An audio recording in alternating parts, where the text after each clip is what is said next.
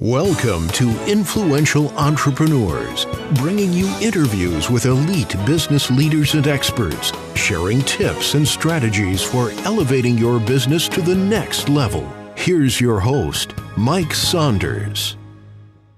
Hello and welcome to this episode of Influential Entrepreneurs. This is Mike Saunders, the Authority Positioning Coach.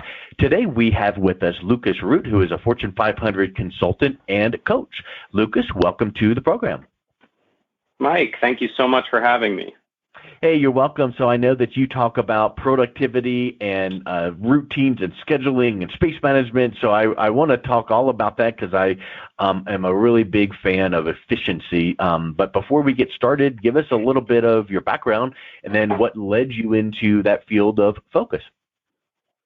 Yeah, awesome. Thank you. So I spent 17 years, my first 17 years of my career on Wall Street working in mergers and acquisitions, which, as you can imagine, is absolutely grueling. I loved my job. I was the guy who got to stitch together the companies that happen in a merger. Yeah. Somebody has to put it all together, right? But that's a whole lot of research and numbers and reports and all of that, huh? Oh, yeah. Yeah, and working directly with the teams and figuring out how people do things and why these two different companies do each little thing differently, all the way down to the really super detailed level, which, again, I loved. I really enjoyed. But it is crazy grueling. What people talk about when they talk about the hours on Wall Street, 16, 17-hour days, it's not a joke. Wow. It's not facetious. It's 100% true. I did 17 years of it. Good night. And I noticed from your bio that you still have your hair, so that's really amazing because normally you hear about people spending time on Wall Street and they're just going nuts and aging rapidly, so you must have figured something out good. So true.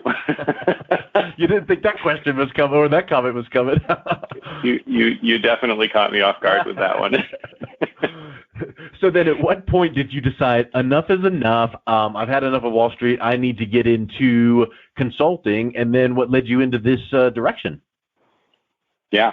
So consulting was actually always my plan. Coaching has been a delightful surprise, but consulting was always my plan. But as you can imagine, and I don't mind sharing this at this point because I'm long beyond it. As you can imagine, walking away from the money is a really significant challenge. My last year on Wall Street, I made $280,000, and that's a really, really hard thing to press the red button on, to quit and walk away from. By comparison, my first year as a consultant in 2015, I made $8,000. And I'll add to that, when you left, you didn't even know you were going to make the 8. So you were leaving a known factor and going to an unknown. 100% true. Yeah. Wow. 100% true. I was leaping off a cliff, blindfolded with both feet, and didn't know if there was a parachute to be found. Well, that takes some fortitude. Something. And your question of what kicked that off is a great question. And I think it's a really important one. I sat down for dinner with my wife on our anniversary in 2014, so our wedding anniversary. And she looked at me across the table and she said, with all the love in her heart, she said to me, "You look like death." Wow. And that, as it should, hit me like a 2x4 in the back of the head. Yeah. It's time. Like, wow. Nothing else matters. The huge amounts of money that you're making don't matter. If I'm going to die, in 5 years and leave my life unfinished, leave all the things that I want to do, all the places I want to go undone, it's not worth it. It's just not worth it. Yeah. So then how soon after that did you go, okay, enough is enough, I'm out? Was it a week, a month, a year? It took about a year to put everything in place, pay off debts, save up some money so that first year of what turned out to be $8,000, which was a gift from God, but could have been zero, right? It could have been 3 years of zero. Well, it could have been zero and going into debt on top of that. It could have been. Yeah. It could have been. So we were careful. We were thoughtful about it. We put together a plan. We saved some money, and it took us about a year to get ready and launch ourselves. And so 2015 was that year. Nice. Yeah. And so now, what is you? Oh, go ahead. We hustled together. My wife managed to, and this is a story she doesn't tell very often, but she managed to get a job reduction, right? An RIF, reduction in force, offer from her employer. So she got paid to leave her job, which is, to all of your listeners, my advice: when you get paid to leave your job, take it with both hands and run as fast as you can. Yeah, really. It was a godsend. Yeah. And so the two of us together had an opportunity to really put our heads together and build this life that we wanted together. It wasn't just me all by myself. And that was an amazing gift. So she came to work with you in your venture? Just initially. She had no intentions of doing it long term, but initially she was there to help me build content, to help me reach out, to keep me on track, to be my cheerleader right there in the room with me every day. And that was amazing. Yeah, for sure. Yeah. For sure. So then what is the focus of your consulting? What is it that you're doing with your clients? I really enjoy this. It's sort of a continuation of what I did on Wall Street. I work with strong brands who don't execute. And what that means is, they want to stay really super focused on building their brand. Think about the Apple company, for example. They want to stay extremely focused on just the stuff that is 100% core to building their brand, and everything else they want to outsource, like the Apple company does. Outsource manufacturing, outsource supply chain, outsource distribution, right? Probably 90% of the Apple company's sales happen through, AT&T and Verizon stores. Yeah. Strategic partners, exactly. So I work with brands like that, and I help them build their external operations so that they can execute externally what needs to be done for the business to succeed, while staying focused internally in order for them to be able to build the brand that they build. And my largest and longest standing client is the Pokemon company. I've been with them for 6 years, and our relationship is fantastic. So that means that you've got to have quite the quote-unquote old school Rolodex of tools and resources and contacts, so that when you go into a firm and you notice certain things and you go, you know what, we need to polish up this pillar in your business, and then you need to know where to go to get it. They obviously don't, because they're not doing it. That's right. Yeah. And that was both the experience to be able to see that and understand what's missing, what needs to be polished up, and how to put it together, but also who to go to. That's all the stuff that I built while I was on Wall Street, doing that same thing in mergers and acquisitions. Yeah. It kind of makes me think of that story, and I'll probably butcher it, but you'll get the concept. It's like the person goes in, the car's making weird noises, and they take it into the mechanic, and he looks at it under the hood, and he grabs a hammer, and he goes up underneath, and he taps it twice, and he goes, okay, that'll be $100. And they're like, what? I could have done that. And he's like, yeah, well, you didn't know where to hit the hammer on the engine. So these people, when you show them, okay, let's put this in place and this process and this resource, none of it's earth-shattering necessarily. It's just that you can see the bigger vision. You've got the contacts. You bring it in the right structure, the right order, and they can't see the forest for the trees, because if they did, they would be doing it. That's right. 100%. And they love it. And, when I send them that $100 bill, and it's bigger than $100, by the way. Sure. When I send them that $100 bill, typically they look at that as a significant cost savings. Yeah. Because in order to do the same thing internally that I'm doing externally, they'd have to hire teams, not a single consultant, but teams of people to be able to do that. which means salaries, benefits, all the cost that goes into that, and HR time to find and hire, and then someone moves on. And so, yeah, in other words, you are putting things in place that is, yes, saving them money, but also most probably, I would suspect, the result of some of your work is look at this efficiency we put into place, which resulted in maybe increased revenue, maybe another opportunity. So it's both sides of the equation, right? Saving them money and opening up doors of opportunity for them.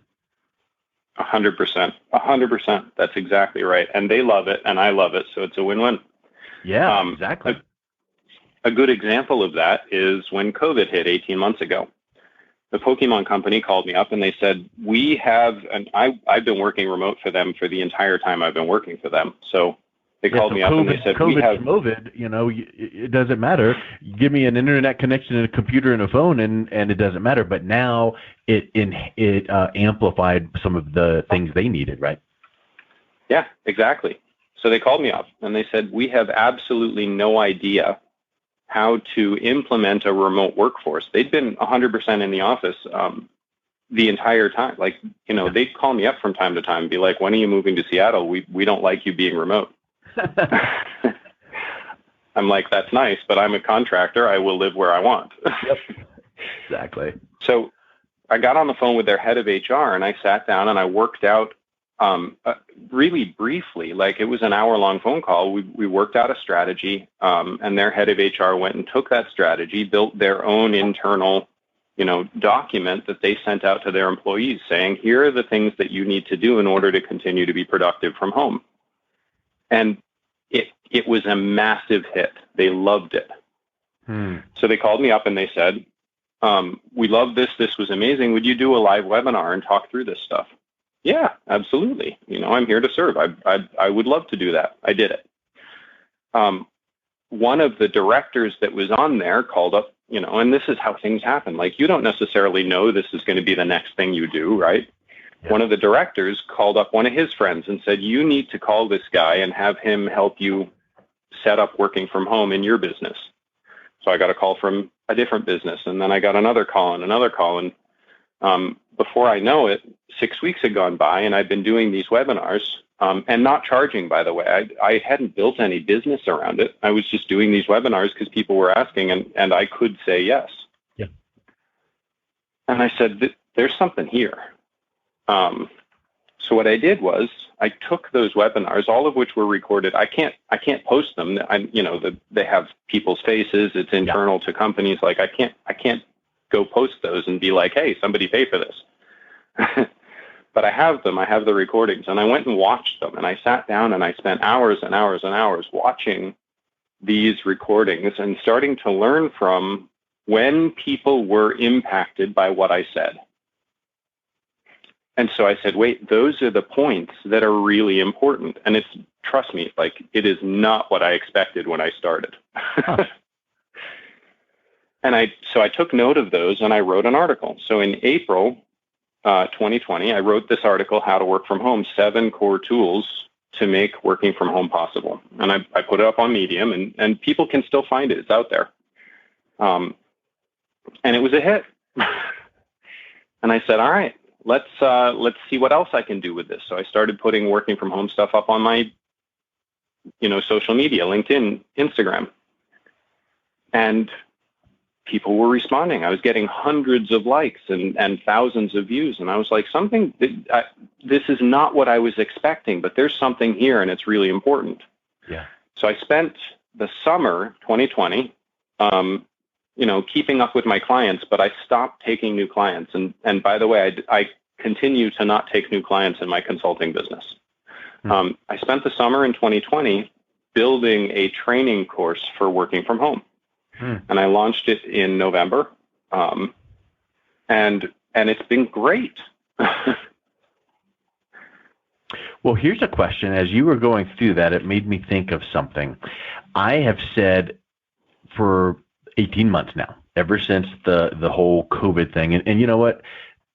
Maybe someone is going to listen to this recording years from now in 2025, six and go, oh, I remember that COVID thing.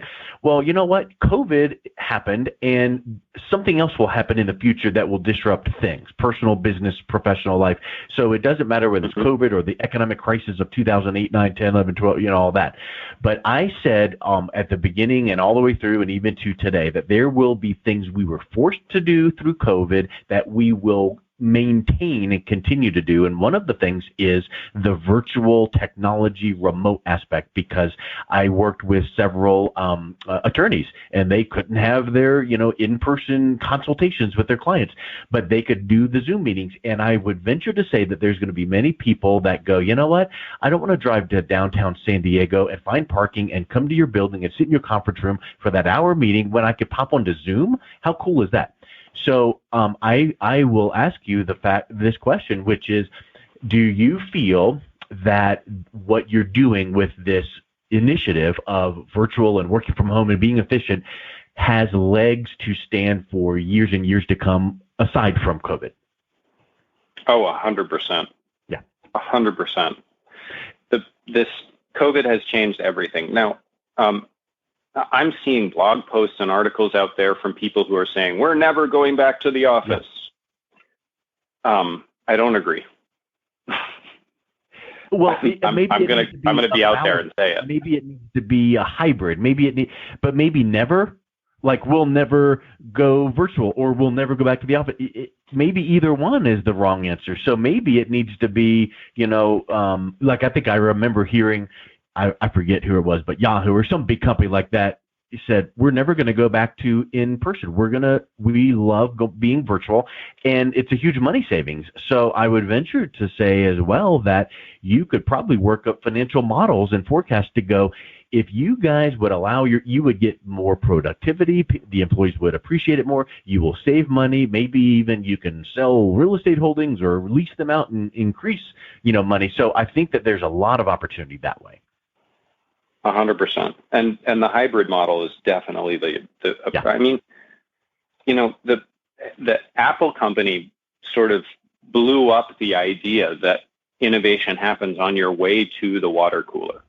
Yep. They didn't invent it, but they blew it up, right? They made the whole world understand that this is something worth actually building towards. And I don't think that's gone away. I don't think the idea of innovation as a result of somewhat intentional but somewhat truly random interactions that happen between skilled professionals is ever going to stop being a thing. And so the more that companies are able to push towards a model that incorporates a really valuable working structure where people can work from home and spend time with their kids and go to their kids' baseball games, right? But also have all of the benefits of co-location, which you just don't get on a Zoom meeting. You don't get the benefits of co-location. Yeah. But 40, 50 hours a week purely virtual, or 40 to 50 hours a week purely in person, maybe there needs to be that balance, that hybrid, because there's the benefits of each side. And I think that, remember the book way back in the day, The 4-Hour Work Week? Yes, I do. And I don't think that anyone can or should work 4 hours a week, but it was a mindset. It was be more efficient. It was, get virtual assistants. Well, I don't think that anyone should be 100% virtual, never ever to meet with someone. And if their client is down the road and say, come meet with you, you're like, no, I never will. So there's always that. But I think that too many companies have their head in the sand and go, we don't trust our employees to work from home, so you must be under our thumb where you're missing out, I believe. Mm-hmm. Exactly. I couldn't have said it better myself. Well, with that, I think we ought to just leave it at that and go, okay, what are some final thoughts, final words, and how can people reach out and learn more about what you do? Thank you. Yeah. Final thoughts and final words. Well, first, when life hits you over the head with a 2x4, find a way to listen. That was a really painful but beautiful lesson that I got to live through, thankfully. And second, whatever situation you're in, if you're in an office situation or if you're at a home situation or if you're one of those people that get to pioneer the hybrid situation where you're working from home and in the office, Pay attention to the way that you work and the way that you use your time, because it's amazing how much a little bit of thoughtful engineering can improve your day. Just a little bit. And where to find me? lucasroot.com, my website. You can download my free book. You can sign up for my newsletter. I do not spam. Believe it or not, the last email I sent out on my newsletter was 3 weeks ago. Or on Instagram, I'm very active. My Instagram handle is @LukeRoot, LuCroot. Excellent. Well, Lucas, thank you so much for coming on. It was really enlightening and fun chatting with you. Me too. Thank you very much, Mike. I really appreciate you having me here. You're welcome. You've been listening to Influential Entrepreneurs with Mike Saunders. To learn more about the resources mentioned on today's show or listen to past episodes, visit www.influentialentrepreneursradio.com.